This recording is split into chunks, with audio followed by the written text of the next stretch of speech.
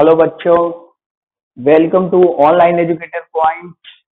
अब जैसा कि आप लोग जान रहे हो कि अभी इलेक्ट्रिसिटी चल रहा है और हम कुछ लेक्चर पढ़ा भी चुके हैं।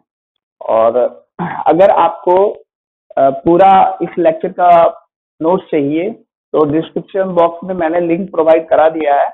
आप वहां जाके लिंक पर क्लिक करके आप ले सकते हो, ठीक है।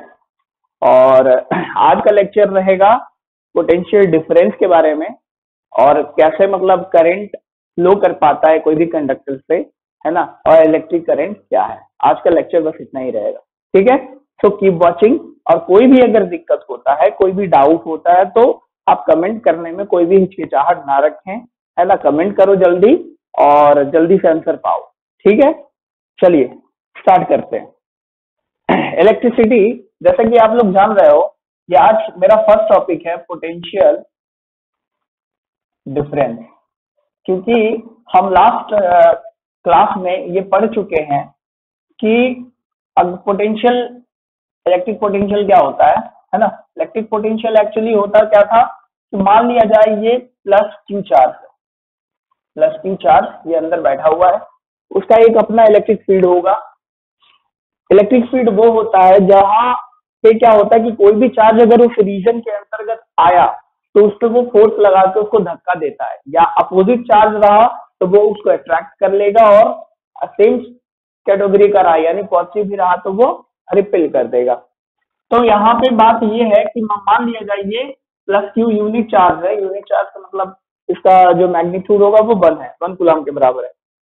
और ये क्या करता है, इसको मुझे इसके इलेक्ट्रिक फील्ड के अंदर कहीं भी किसी भी पॉइंट पे लाना हो, जैसे मान लिया जाए ये ए पॉइंट है, इस पॉइंट पे लाना है तो हमें कुछ तो काम करना पड़ेगा ना, क्योंकि इसके फोर्स के अपोजिट हमने कुछ वर्क किया। 9th क्लास में आपने पढ़ा होगा कि कोई फोर्स के अगेंस्ट अगर हमने वर्क डन किया, ठीक है, तो कुछ ना कुछ वो एनर्जी हमारा क्या होता है, कन्वर्ट हो जाती है वर्क में।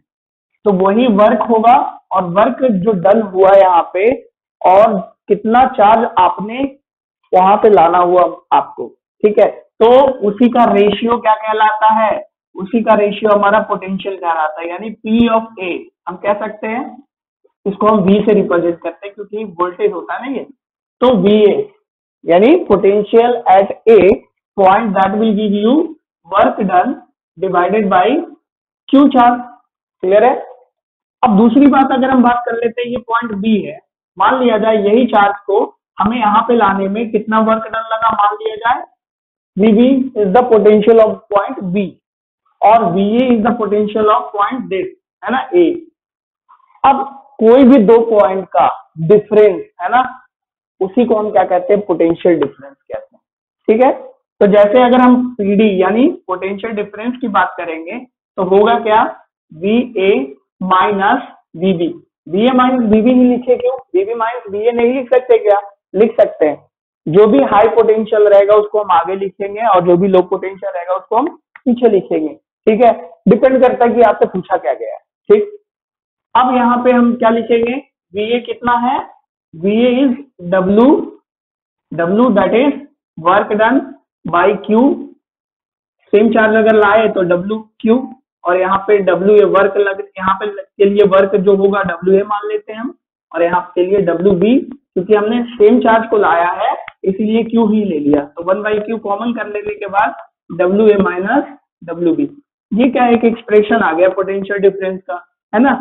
ये आपको अभी जानने की जरूरत नहीं है, इस पे ज्यादा फोकस नहीं करना है, लेकिन फिर भी मैंने ये बता दिया कि पोटेंशियल डिफरेंस एक्चुअली क्या होता है। It is the difference between the two points, two potential, ठीक है। क्योंकि हर एक अलग अलग पॉइंट्स पे लाने के लिए हमारा वर्क क्या होगा, अलग अलग होगा। तो वर्क अलग होगा तो पोटेंशियल भी क्या होगा, अलग ही होगा। तो इस कारण से हम कह सकते हैं कि potential difference it is work done in taking a charge, unit charge from infinite from point A to point B, that is called potential difference. बस इतना कह सकते हैं, क्लियर है। अब पोटेंशियल डिफरेंस का जैसा हम जानते हैं कि पोटेंशियल है ना, तो इसका एसआई यूनिट भी क्या होगा, एसआई यूनिट भी होगा वोल्ट, है ना, वोल्ट ही होगा। इसको रिप्रेजेंट कैसे करेंगे, कैपिटल V से, क्लियर है। तो ये सारा कॉन्सेप्ट था। अब यहाँ पे बात ये आती है कि कभी भी हमारा जो करंट फ्लो करने के लिए पोटेंशियल डिफरेंस ही क्यों जरूरी है ना। अगर कुछ जरूरी है इलेक्ट्रिक करंट को फ्लो करवाने के लिए तो वो क्या जरूरत है, तो वो पोटेंशियल डिफरेंस की रिक्वायरमेंट होती है। जैसे हमारे घर में देख लो आप, है ना, हमारे घर में क्या चाहिए होता है, एक पोटेंशियल डिफरेंस।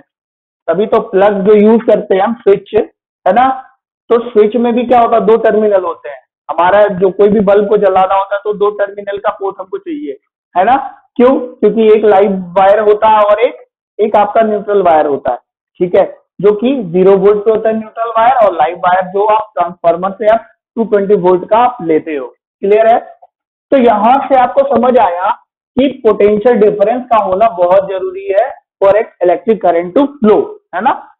अब इलेक्ट्रिक करंट को फ्लो करने के लिए यहाँ पे बात ये समझना है कि कन्वेंशनली हम क्या करते हैं, जैसे मान लिया जाए एक ये चार्ज बॉडी है ना, और एक ये दूसरी बॉडी है जो कि ये भी चार्ज है।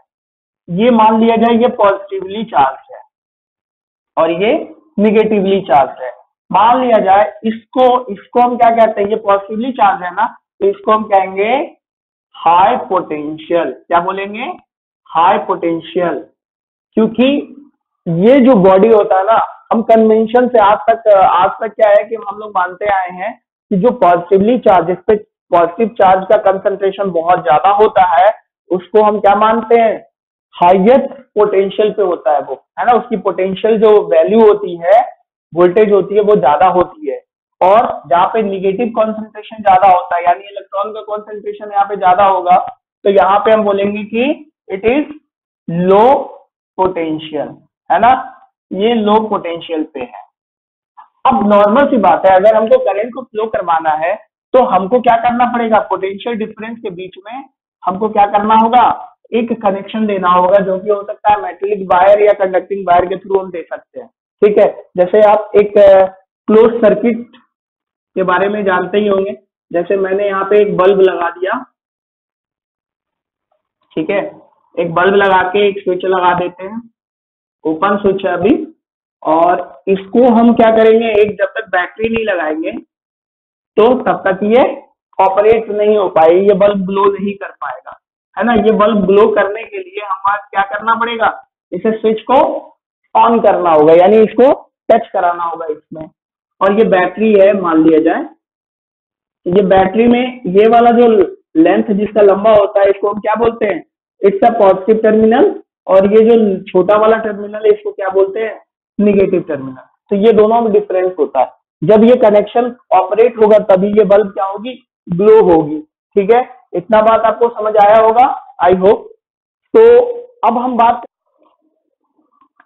हाँ तो बच्चों, ये हमारा एक मेटेलिक बॉडी है जिसमें कि इलेक्ट्रॉन रैंडम है। रैंडम का मतलब इधर का उधर कहीं भी घूम रहा है, ठीक है। लेकिन ये हमारा एक बॉडी है, वो वही बॉडी है। मैंने क्या करा, एक बैटरी अप्लाई कर दिया इसके दोनों टर्मिनल पे, एक टर्मिनल को पॉजिटिव टर्मिनल से कनेक्ट कर दिया, दूसरे को निगेटिव टर्मिनल से कनेक्ट कर दिया। अब कनेक्ट करने के बाद हम देखेंगे ये कि ये जो है ना, सारा का सारा इलेक्ट्रॉन, है ना, इस डायरेक्शन में क्या होगा, मूव करना स्टार्ट करेगा, अलाइन हो जाएगा। वो अलाइन मतलब एक डायरेक्शन में इधर वो अलाइन कर लेगा और वो मूव करना स्टार्ट करेगा, इस डायरेक्शन में आना स्टार्ट करेगा, और इधर से इस तरीके से वो सर्किट को फॉलो करते हुए पूरा मूवमेंट स्टार्ट कर देगा। समझ आया बात? तो जब ये पोटेंशियल डिफरेंस हम अप्लाई करते हैं तब क्या होता है, electricity flow, actually electron flow करना स्टार्ट कर देता है। और जब इलेक्ट्रॉन फ्लो करना स्टार्ट करता है तो इसी को हम क्या कहते हैं, इलेक्ट्रिक करंट कहते हैं, है ना। क्या कहते हैं, इलेक्ट्रिक करंट। अब यहां से टर्म एक आता है कि इलेक्ट्रिक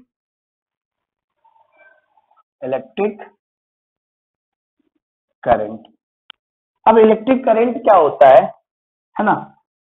जैसा कि हम लोग जानते हैं कि कोई भी सर्किट से, कोई भी एक कंडक्टर से कितना इलेक्ट्रॉन, कितना चार्ज, है ना, वो पास कर जाता है 1 सेकेंड में, है ना, उसी को हम कहते हैं इलेक्ट्रिक करंट। जैसे हम करंट को अगर डिफाइन करें तो I इज इक्वल टू क्या होगा, Q बाई टी, है ना, I is equal to Q by T. ये चार्ज वो चार्ज है, चार्ज है और ये टाइम है, यानी कितना टाइम में कितना चार्ज निकल जाता है, वही उसी का रेशियो क्या कहलाता है, इलेक्ट्रिक करंट कहलाता है। अब इलेक्ट्रिक करंट की बात करें तो इलेक्ट्रिक करंट की जो एसआई यूनिट होती है, करंट की जो एसआई यूनिट होती है वो क्या होता है, एम्पियर। अब ये एम्पियर है और इसका जो एसआई यूनिट है वो एम्पियर तो है ही, और ये जो है आपका, इसको कैपिटल ए से रिप्रेजेंट हम करके बताते हैं, ठीक है।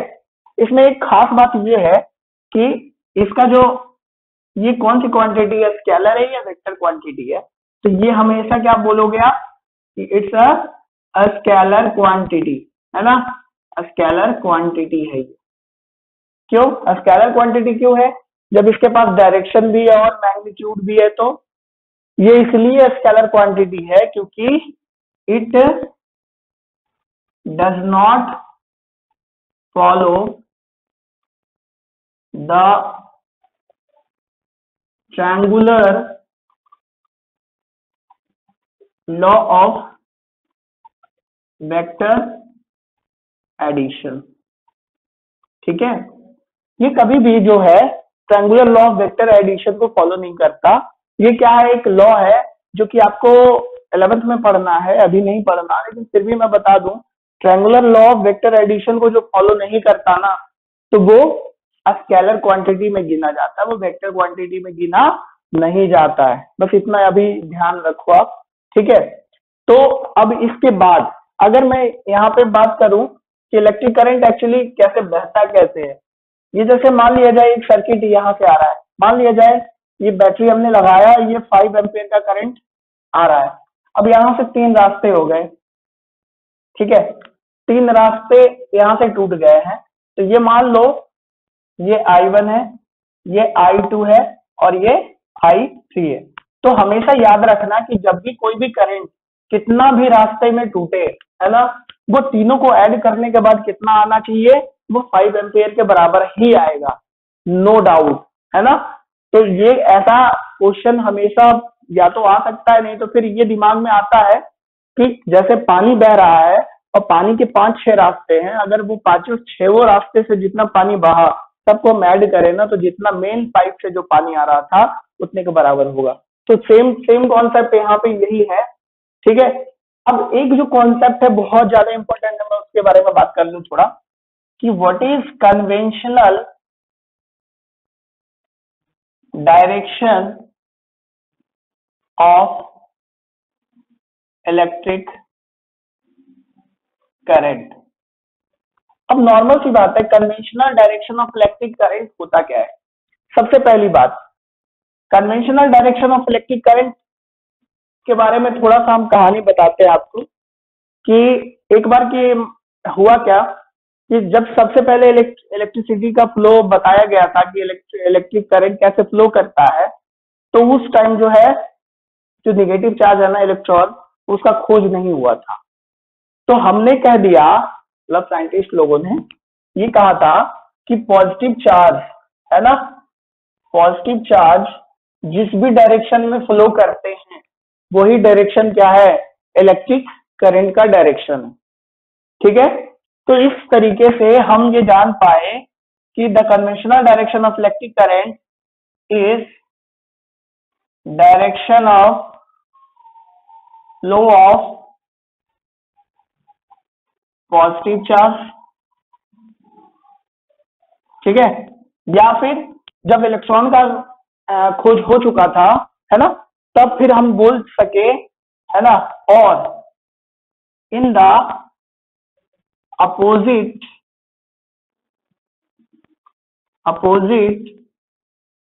Direction to the flow of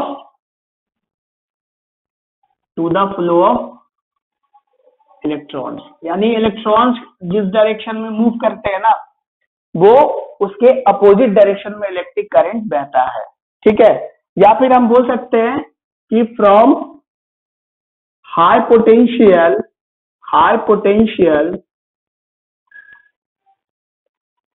to low potential of a battery.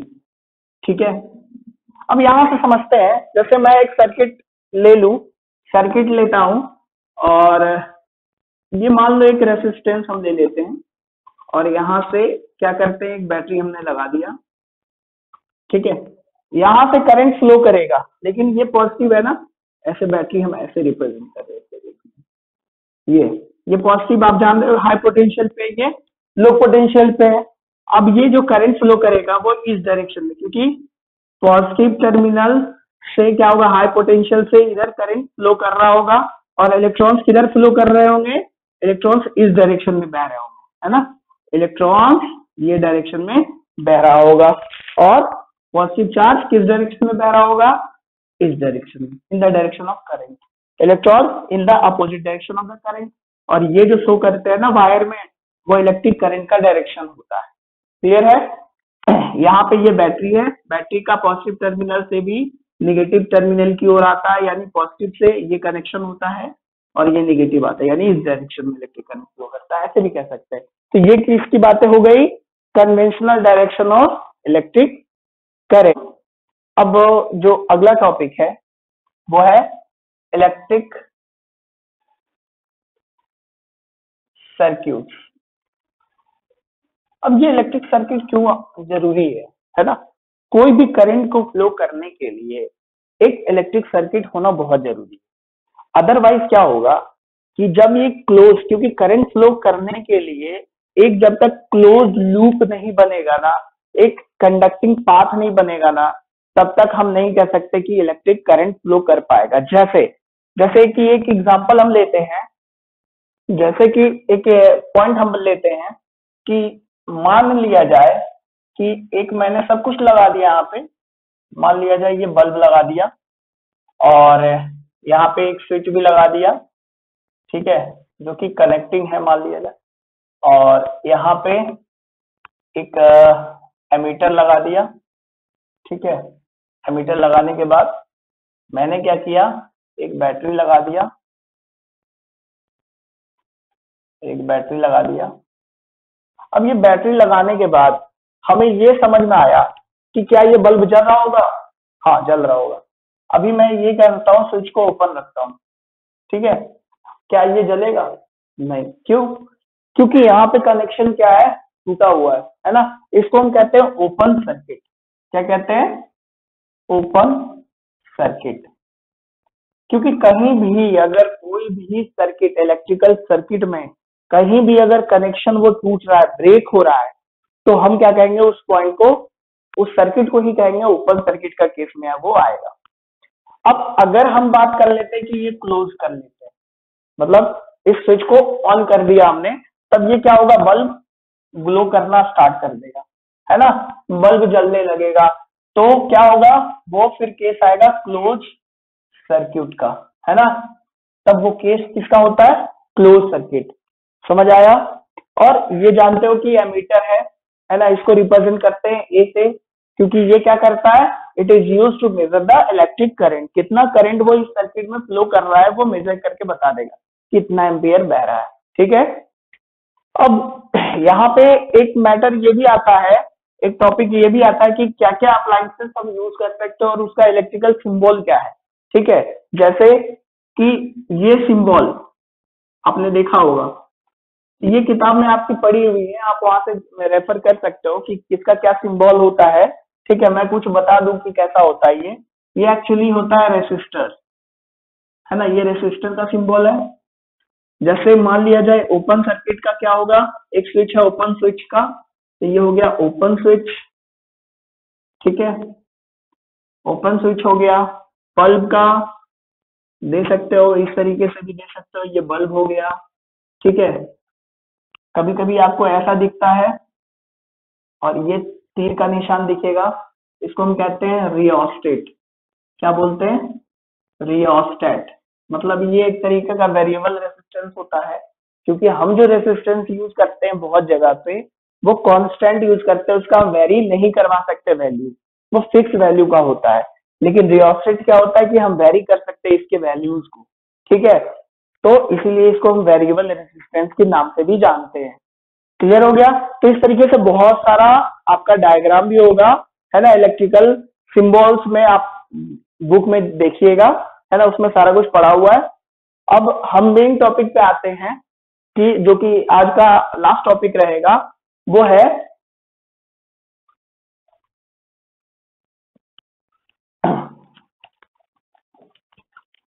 हाँ, वो है ये, क्योंकि हमने अभी तक देखा कि इलेक्ट्रिक करंट के बारे में पढ़ चुके हैं और इवन पोटेंशियल के बारे में भी पढ़ चुके हैं। तो दोनों में अगर पोटेंशियल को मेजर करना हो तो हम यूज करते हैं वोल्ट मीटर का। किसका यूज करते हैं? Volt meter. लेकिन अगर हमको इलेक्ट्रिक करंट को मेजर करना हुआ तो हम इसको यूज करते हैं क्या? एमीटर। तो ये बहुत इंपॉर्टेंट चीज है कि इसको आप बहुत ध्यान से समझें।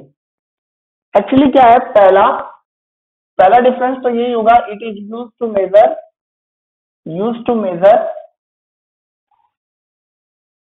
Electric current. लेकिन इसमें क्या आएगा, ये किसको मेजर करता है? It is use to major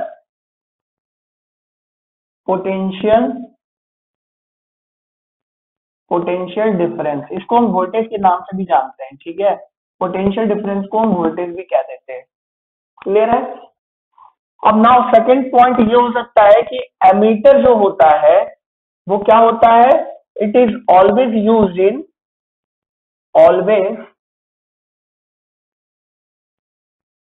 used in series. अब ये बात आपको थोड़ा अभी अटपटा लगेगा कि सीरीज क्या होता है, पैरेलल क्या होता है। It's a type of connection, है ना। किस तरीके से हम किसी चीज को कनेक्ट करते हैं सर्किट में, तो वो एक क्या टर्मिनोलॉजी है, ठीक है। उस चीज का मतलब हम कह सकते हैं एक तरीके का कनेक्शन होता है जिसको हम यूज करके कोई भी डिवाइस को कनेक्ट करते हैं। तो सीरीज एक होता है और एक पैरेलल होता है। तो पैरेलल क्या होता है, और ये हम आप बस इतना अभी याद रखिए कि ये जो होता है वो सीरीज में कनेक्ट होता है। वोल्ट मीटर हमेशा ऑलवेज